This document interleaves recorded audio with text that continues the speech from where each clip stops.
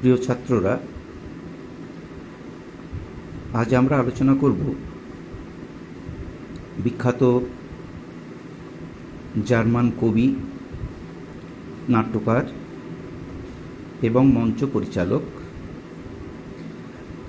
বেরটোল্ট ব্রেখটের লেখা পড়তে জানে এমন এক মজুরের প্রশ্ন।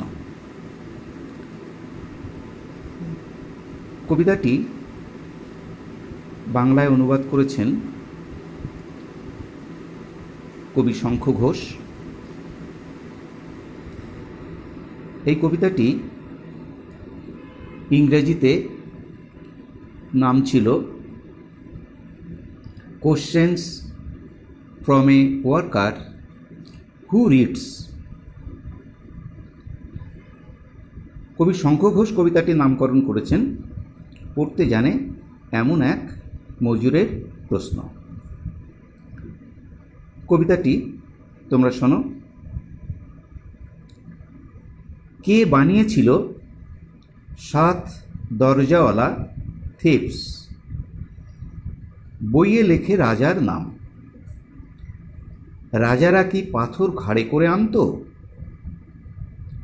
আর ব্যাবিলন এতবার গুঁড়ো হলো, কে আবার গড়ে তুলল এতবার? একটু একটু করে দেখো। প্রথমেই কবি মজুরের জবানিতে, মজুরের কথায় তিনি বলেছেন যে 7 দরজাওয়ালা অর্থাৎ 7টি দরজা বিশিষ্ট থেপস এটি কে নির্মাণ করেছিল? থেপস হল গ্রিসের একটি বিখ্যাত নগর, প্রাচীন গ্রিসের। থেপস শব্দটি এসছে বাংলায়, এটা গ্রিক শব্দ থেবাই, তার থেকে। থেপসের 7টি দরজা ছিল বলা হয়, এবং অনুমান করা হয় যে এই 7টি যে দরজা এটা নির্মাণ করেছিলেন জনৈক অ্যাম্ফিয়ন। মিশরের যে 100 দরজাওয়ালা থেপসের থেকে সেটাকে গ্রিসের এই যে থেপস তার থেকে পৃথক করার জন্য একে 7টি দরজাওয়ালা থেপস বলা হয়ে থাকে। তো কবির প্রথম প্রশ্ন হলো যে সেই 7 দরজা বিশিষ্ট যে থেপস, গ্রিসের যে নগর, সেটা কে নির্মাণ করেছিল? রাজারা কি পাথর ঘাড়ে করে আনতো? একটি সঙ্গত প্রশ্ন যে রাজারা কখনোই কিন্তু পাথর ঘাড়ে করে এনে কোনো নগরী বা কোনো সভ্যতা নির্মাণ করে না। পাথর ঘাড়ে করে আনে কারা? যারা শ্রমজীবী সাধারণ মানুষ। সেই কারণেই সঙ্গত প্রশ্ন যে রাজারা কি পাথর ঘাড়ে করে আনতো? নিঃসন্দেহে না। আর ব্যাবিলন এতবার গুঁড়ো হলো, কে আবার গড়ে তুলল এতবার? ব্যাবিলন এটি পেরুর রাজধানী। মেসোপটেমিয়া সভ্যতার বুকে ব্যাবিলন, ইরাক নামক যে দেশ গড়ে উঠেছে পরবর্তীকালে। এই ব্যাবিলন নামটি এসছে সুমেরীয় ব্যাবিলি থেকে, যার অর্থ হলো ভগবানের দরজা।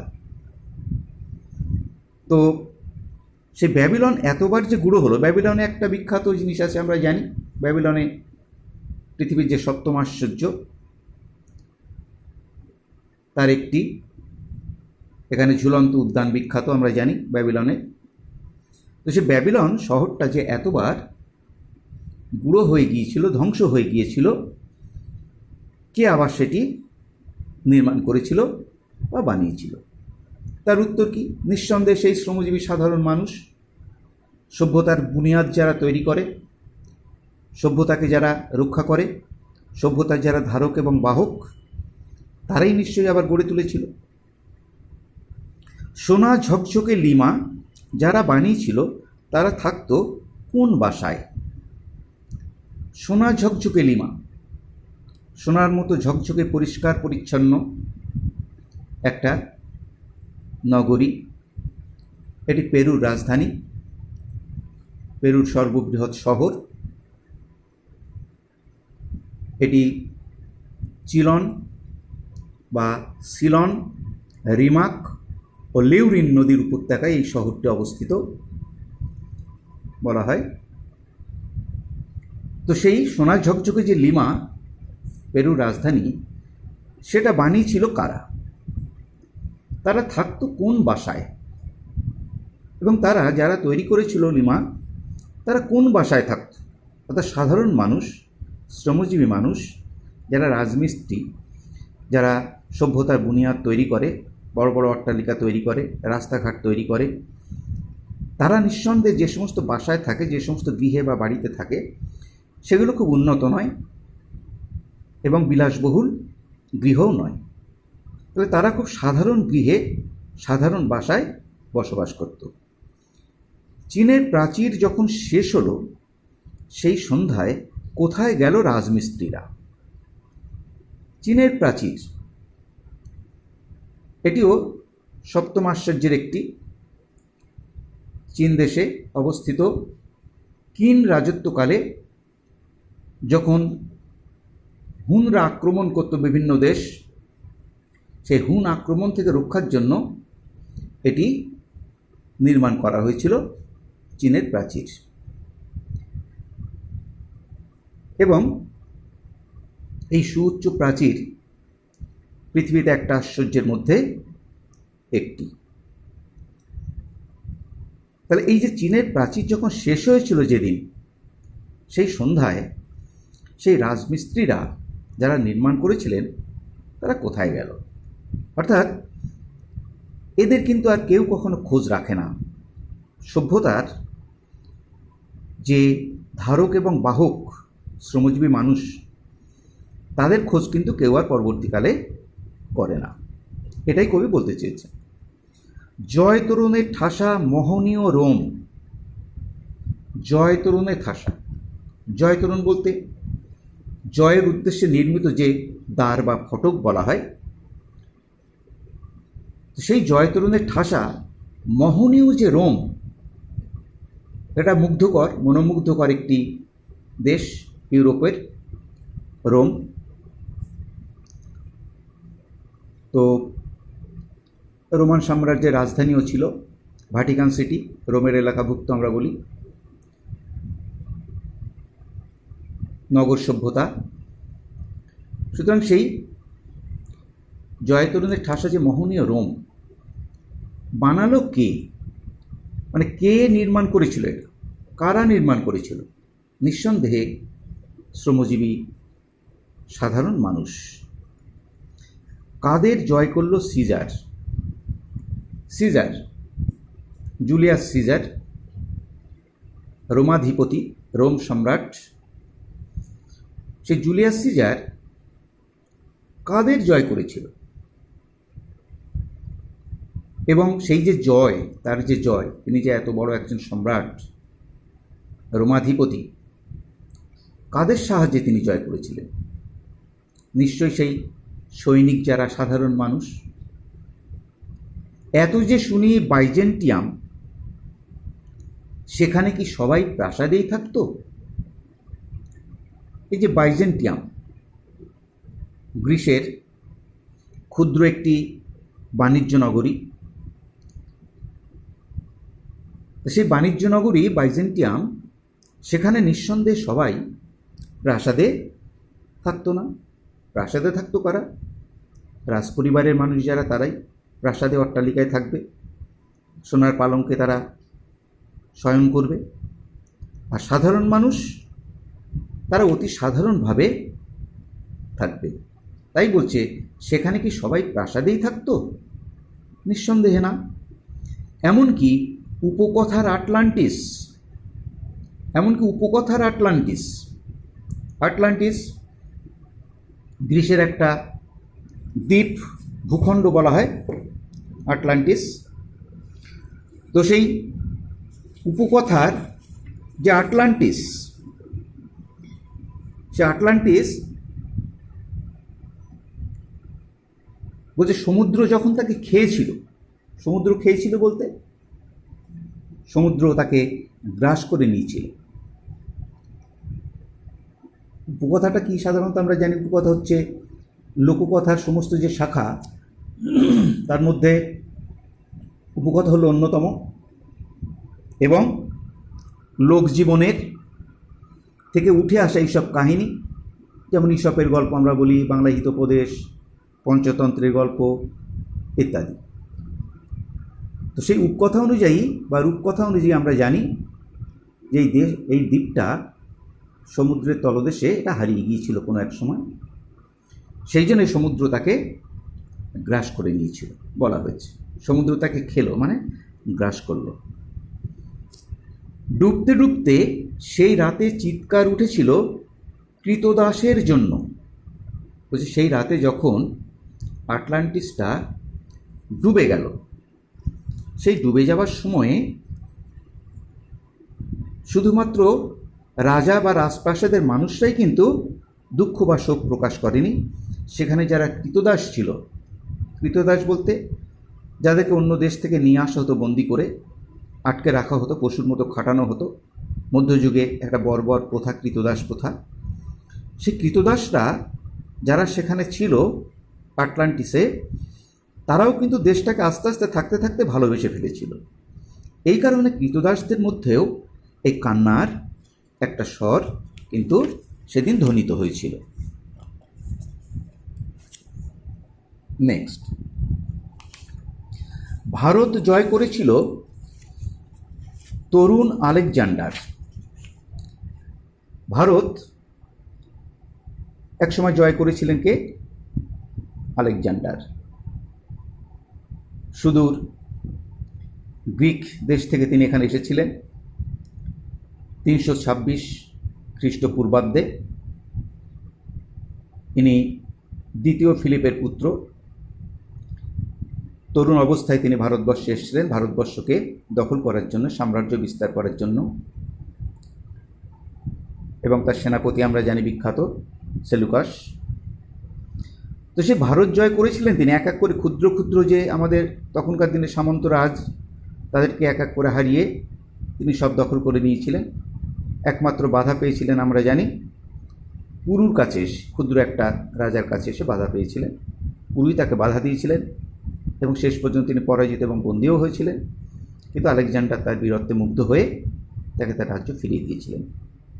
আলেকজান্ডার জানতে চেয়েছিলেন পুরুর কাছে যে আপনি কীরকম ব্যবহার প্রত্যাশা করেন। তখন তিনি বলেছিলেন একজন রাজা আর একজন রাজার কাছে যেমন ব্যবহার প্রত্যাশা করে, আমি তেমন ব্যবহার আশা করি। এই কথাও তিনি মুগ্ধ হয়েছিলেন এবং তার বীরত্বে মুগ্ধ হয়ে তিনি রাজ্য তাকে ফিরিয়ে দিয়েছিলেন।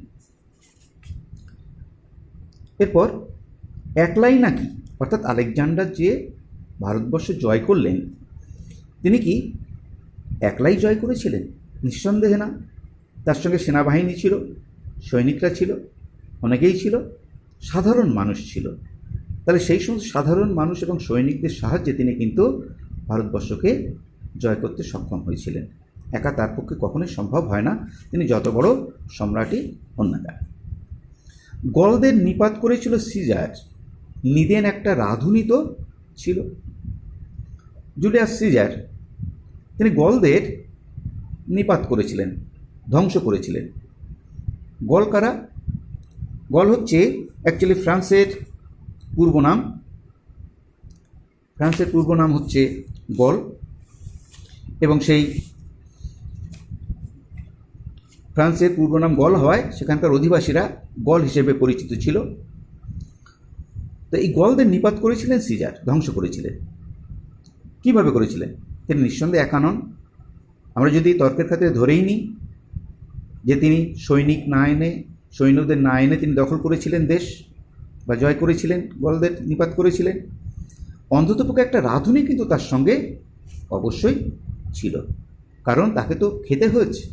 একটা রাঁধুনি অন্তত তার সঙ্গে যদি না থাকে, রান্নাবান্না যদি সে না করে দেয়, তাহলে কিন্তু আলেকজান্ডার গলদের নিপাত করতে সিজার গলদের নিপাত করতে পারতেন না।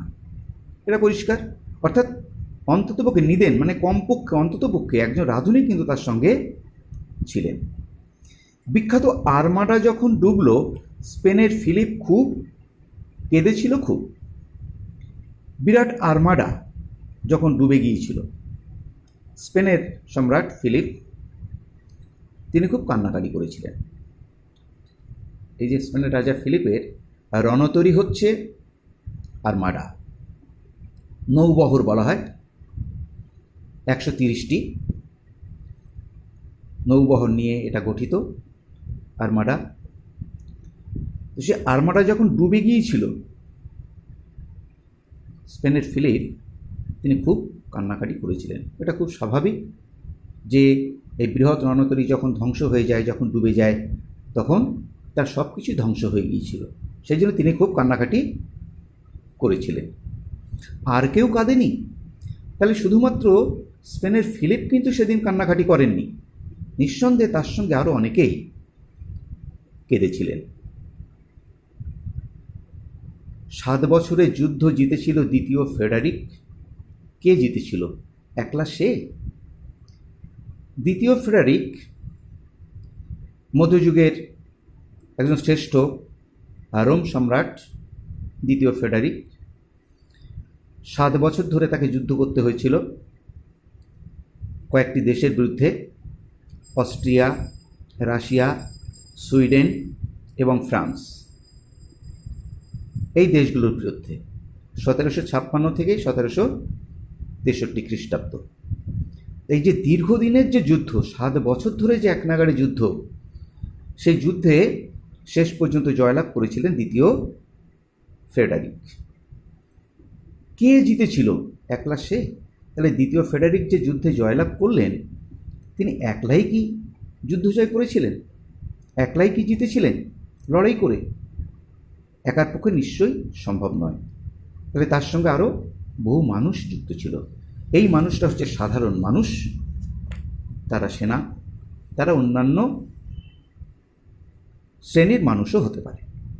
সুতরাং একলা তার পক্ষে, দ্বিতীয় ফ্রেডারিকের পক্ষে 7 বছর যুদ্ধ চালানো কখনোই সম্ভব ছিল না।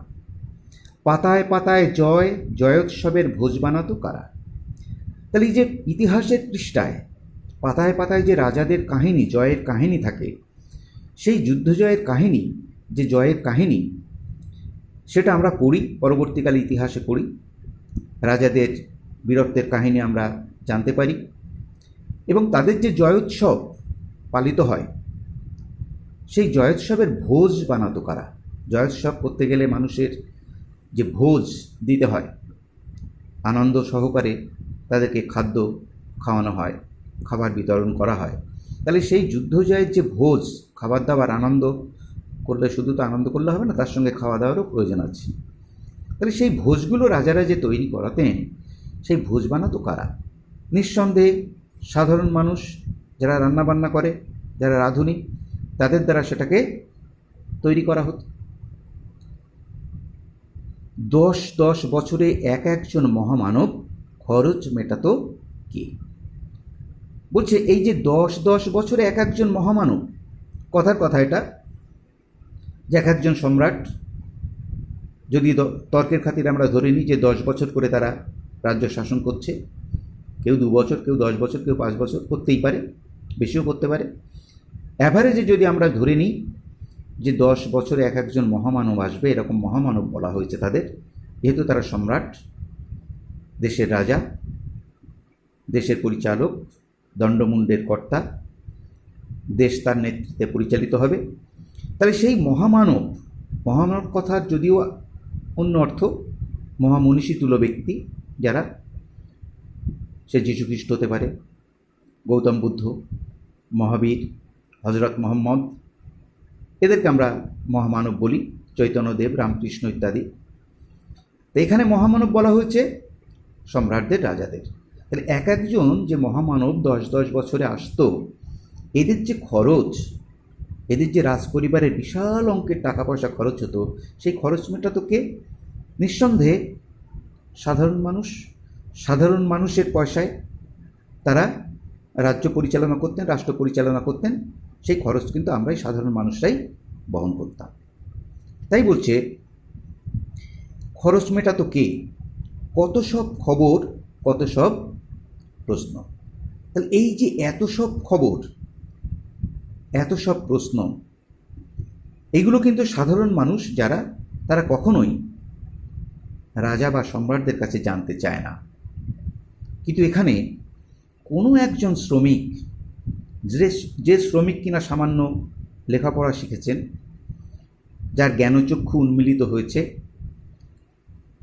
সে যেন প্রশ্ন করতে চাইছে তথাকথিত শিক্ষিত সমাজের কাছে, রাজতন্ত্রের কাছে, সম্রাটের কাছে, রাজার কাছে, যে তার মনের মধ্যে অনেক রকমের প্রশ্ন আছে। সেই প্রশ্নগুলোর উত্তরটা তার জানা প্রয়োজন। সেই জন্য বলছে যে কত সব খবর, অর্থাৎ এত সব খবর তার আছে তার কাছে, এবং এত সব প্রশ্ন আছে। এই কবিতায় তোমরা দেখতে পাচ্ছ যে বহু রকমের প্রশ্ন, অনেকগুলো প্রশ্ন আছে, অনেক রকমের প্রশ্ন আছে। অর্থাৎ তার মধ্যে জানার একটা আগ্রহ, জানার একটা দুর্বার আকাঙ্ক্ষা আমরা কিন্তু কবিতার মধ্যে লক্ষ্য করেছি। সুতরাং এই কবিতার মধ্যে আমরা দেখতে পাচ্ছি একটা শ্রমিক, যে কিনা লেখাপড়া জানে, যে শিক্ষিত, সে শিক্ষিত মানুষ হিসাবে শ্রমিক হলেও তার মধ্যে অনেকগুলো প্রশ্ন জেগেছে, এবং সেই প্রশ্নগুলোর উত্তর সে আশা করেছে যে সভ্য সমাজ, বর্তমান শিক্ষিত সমাজ, সম্রাট, রাজা, তারা সেই উত্তরগুলো নিঃসন্দেহে জানেন এবং তার সেই উত্তরগুলো তারা দেবেন। এই কারণেই এত সব প্রশ্ন তার মনের মধ্যে জেগেছে। এবং কবিতার নামকরণ সেই জন্যই করা হয়েছে যে পড়তে জানে এমন এক মজুরের প্রশ্ন।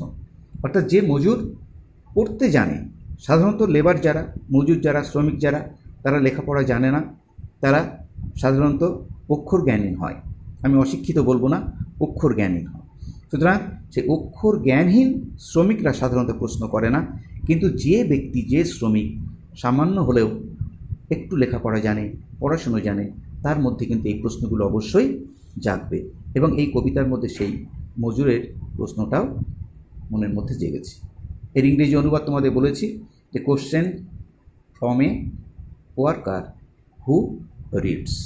এটা ইংরেজি ছিল, এখান থেকে শঙ্খ ঘোষ বাংলায় করেছেন পড়তে জানে এমন এক মজুরের প্রশ্ন। কবিতাটির আলোচনা তোমরা শুনলে, এখানেই শেষ করলাম। ধন্যবাদ।